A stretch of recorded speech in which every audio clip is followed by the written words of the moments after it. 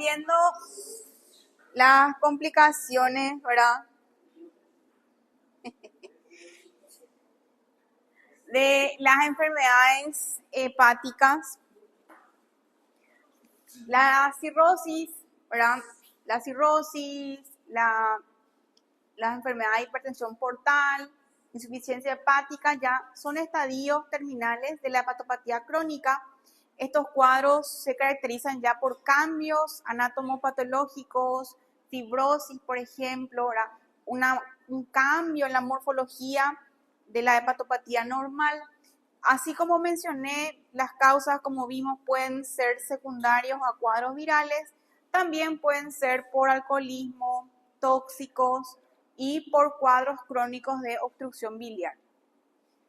La clínica, ¿verdad? Básicamente es lo que estuvimos hablando, ¿verdad? De los cuadros de hepatitis. Entonces, el paciente puede tener acolia, pérdida de peso, debilidad, anorexia, cambios en los hábitos, ya sea diarrea o estreñimiento, hepatomegalia, ictericia y dolor abdominal. Generalmente, este dolor abdominal va en los estadios iniciales, ¿verdad? Puede ir acompañado de aumento de tamaño, pero ya en las partes terminales el paciente ya va a haber una disminución, entonces va a tener como un dolor sordo, puede ser tanto en epigastrio como en hipocondrio derecho, acompañado de sensación de plenitud. ¿Qué podemos encontrar ya en el contexto de la cirrosis? Otras complicaciones que son la hipertensión portal, afectación de las células, esplenomegalia, ascitis y, como les mencioné hace rato, ¿verdad? Signos de circulación colateral, ¿verdad? Y eso pueden ser varices esofágicas, hemorroides, cabeza de medusa, quiere decir una circulación portal a nivel abdominal. Todo esto como consecuencia de la hipertensión portal. El diagnóstico va a ser mediante la anamnesis, el cuadro clínico del paciente y laboratorialmente la elevación de las transaminasas. Bien, entonces la hipertensión portal viene a ser el cuadro donde hay una elevación de la presión de la vena porta. Esto puede ser prehepática, si es que ocurre, por ejemplo, en la vena porta, o secundario a cuadros de compresión o adenomegalias, poshepática, ya en relación a las venas hepáticas más allá de los lobulillos, o las obstrucciones intrahepáticas, quiere decir ya de patologías propias del hígado. Acá tenemos como por ejemplo serían las hepatitis que estuvimos viendo: fibrosis, cirrosis. Chicos, tienen que saber. Esta vez más decirlo, ¿verdad? Ya el resumen ya del Otaquetria. Figura 3814. Entonces, esto explicaría toda la clínica relacionada a la hipertensión portal. Entonces, hay un aumento en la presión en capilares peritoneales. Esto hace que haya ascitis. ¿Qué es el ascitis? El líquido, ¿verdad?, que se acumula en el área abdominal. Puede ser. Después tenemos los cambios relacionados a la circulación portosistémica, la parte colateral, cabeza de medusa, hemorroides, varices esofágicas. ¿Y qué pasa? Existe, ¿verdad? Como va a haber una afectación hepática, va a haber una desviación del amoníaco y las toxinas del intestino a la circulación general. Esto puede ir al cerebro y producir una encefalopatía.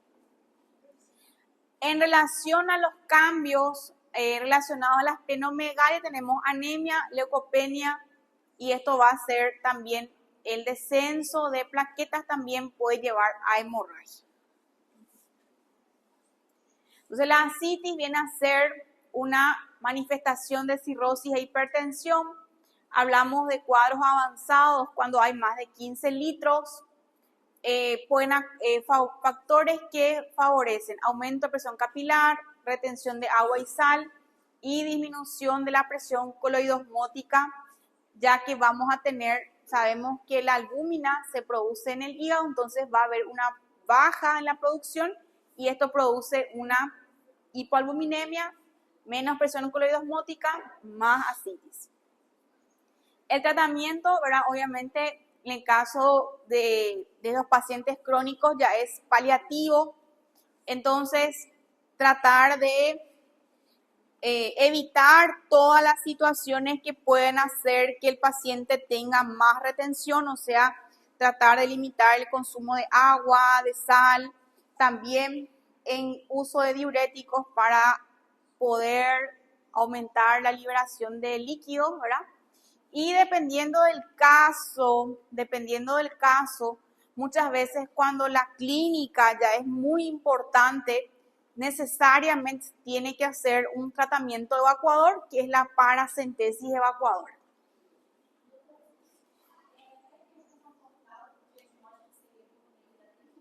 Exacto, la clínica al paciente. O sea, no puede medir, sí, es la clínica. Me imaginé nomás, por eso no. Bueno. Después tenemos entonces nuestro paciente que tiene un cuadro de ascitis. ¿Sí? Año que viene ustedes van a estudiar semiología médica, van a hacer las palpaciones, exacto, ahora que existe la maniobra de la onda ascítica. ¿Ya escucharon hablar? Que vos estás acostado, o sea, no vos, espero que ninguno tenga ascitis, por favor. Que el paciente, ¿verdad? Está acostado, colocamos la mano en la línea media del abdomen, hacemos un golpeteo y vamos a sentir con la otra mano el choque, se llama signo, la onda ascítica, en fin. Pero esto es algo clínico también, ¿verdad? ¿Qué pasa? Cuando hay un líquido muy importante, así como vemos acá, más de 5 litros, ¿verdad? Por más que le hagamos la restricción hídrica, por más que le hagamos diurético, no va a mejorar. Entonces, el tratamiento es con la paracentesis evacuadora, ¿sí?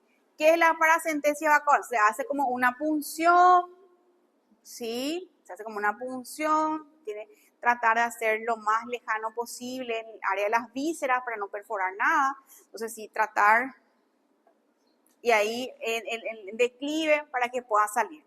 Ahora, muchas veces, o sea, una de las complicaciones que puede ocurrir con este procedimiento se llama peritonitis bacteriana espontánea, que es en el contexto de este cuadro, ¿verdad? De la punción, que ocurra también una infección. ¿Sí? Este es un cuadro bastante grave, entonces el paciente va, después de su procedimiento, va a tener fiebre, elevación de glóbulos blancos, dolor abdominal, ¿sí? Pueden haber empeoramiento de su cuadro, ¿sí? Y el diagnóstico se hace con el dosaje de más de 250 células en el líquido ascítico. O sea, ustedes ya van a saber año que viene en cirugía, toda estructura que se retira del organismo tiene que ir a estudio, ¿verdad? Entonces, si nosotros hacemos la paracentesis, si tomamos esta muestra, entonces se envía para el dosaje de proteína, albúmina, ¿verdad? Se evalúa ahí ciertos, en base a los resultados. Vamos a suponer si nosotros no sabemos qué tiene el paciente. No sabemos, solo sabemos que tiene una ascitis, ¿verdad?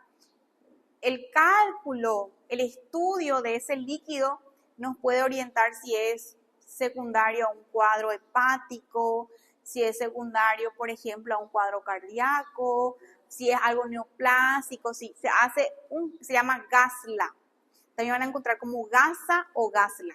Así como los criterios de Light. ¿Tocan los criterios de Light que vimos en pulmón? Bueno, la misma cosa, pero acá se llama GASLA o GASA. Y de acuerdo al resultado de esa técnica, de ese score, podemos decir qué diagnóstico probable sea ese paciente, ¿verdad? Porque muchas veces solo tenemos ese hallazgo, el paciente tenemos que estudiar. Bueno, entonces una complicación secundaria del procedimiento es la peritonitis bacteriana espontánea, PBE.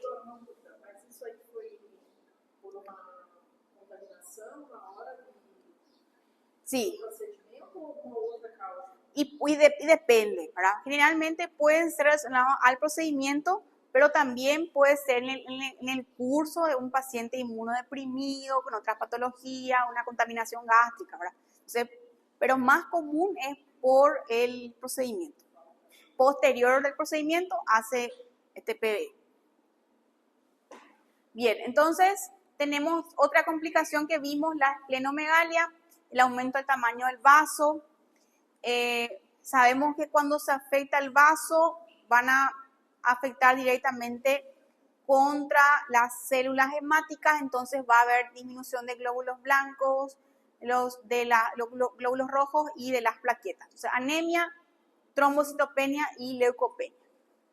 Y luego otra clínica que son las apariciones de las circulaciones colaterales, ¿sí? Entonces, como mencioné, puede ser a nivel abdominal, se llama cabeza de medusa, puede ser las colaterales en las venas ilíacas internas, pueden producir hemorroides alrededor del ombligo, la cabeza de medusa, los portopulmonares, ¿verdad? Pueden también afectar la parte de la cabeza, también pueden afectar la parte digestiva y pueden hacer la aparición de varices esofágicas, por ejemplo, que puede también romperse y tener la clínica del paciente.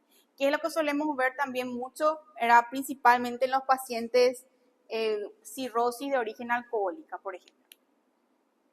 Entonces, las varices esofágicas como tal están presentes hasta el 15% de la cirrosis. También el tratamiento va a depender de la causa, ¿verdad? La prevención con bloqueantes adrenérgicos, también situaciones para disminuir la presión portal y luego ya viene el tratamiento endoscópico o quirúrgico. Una de las complicaciones más graves que están presentes en estos pacientes es la encefalopatía hepática, que viene a ser cuando estos derivados, ¿verdad?, de la metabolismo hepático van a la circulación sistémica y producen una encefalopatía. Entonces, el amoníaco y otras sustancias derivadas del intestino pasan por la parte sistémica sin pasar por el hígado. Sabemos que estas van en el hígado y ahí son eliminadas, ¿verdad? Entonces, cuando no ocurre esto va a la circulación y genera cambios principalmente neurológicos. Entonces, esto suele en el caso de la encefalopatía. Y por último tenemos la insuficiencia hepática, que ya aparece cuando hay una afectación del 80 al 90%. La clínica va a depender de la afectación del funcionamiento hepático. Puede haber el fetor hepaticus ya como síntoma, ¿verdad?, que es un olor a humedad dulzón en un paciente con insuficiencia hepática, secundario a productos, ¿verdad?, de los colaterales del metabolismo de las bacterias.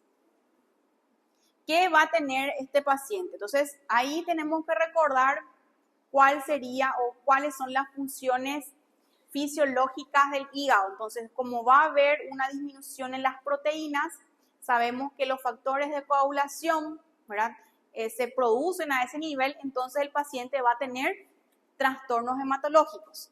Sin olvidar también las otras clínicas relacionadas a la esplenomegalia, que era la leucopenia, anemia, trombocitopenia. Entonces estos tienen una tasa muy alta de sangrado, ¿verdad?, de tener trastornos hemorragípicos. También esto puede deberse a una mala absorción de la vitamina K. Bien, también recordar, ¿verdad?, los trastornos endocrinos que pueden haber en las mujeres, trastornos menstruales, en los hombres, afectación de la testosterona, trastornos cutáneos, como mencioné, en relación a la parte vascular, arañas, telangiectasias, angiomas, también la presencia del eritema malar, que ustedes suelen, las personas que padecen alcoholismo, que son cirróticos, tienen sus manos blancas, rojas. ¿Nunca vieron? Se llama eritema palmar, que se van así con sus manos rojas. Sí, también su cara, sí. Y se llama eritema palmar, que es por un aumento del flujo sanguíneo y la ictericia típica que van a tener. Y la clínica hepatorrenal, ¿verdad?, por el aumento de la azoemia, también ya puede afectar la parte renal, oliguria, y asociado a los aumentos de amoníaco en sangre. Y como cuadro final tenemos ahora la encefalopatía hepática, trastornos neurológicos. Esto sí que es bastante severo cuando ocurre. El paciente puede tener desde un estado leve, deterioro neurológico, al coma inclusive. Un temblor aleteante, la mano, se llama asterixis, signo de encefalopatía hepática. Y este cuadro.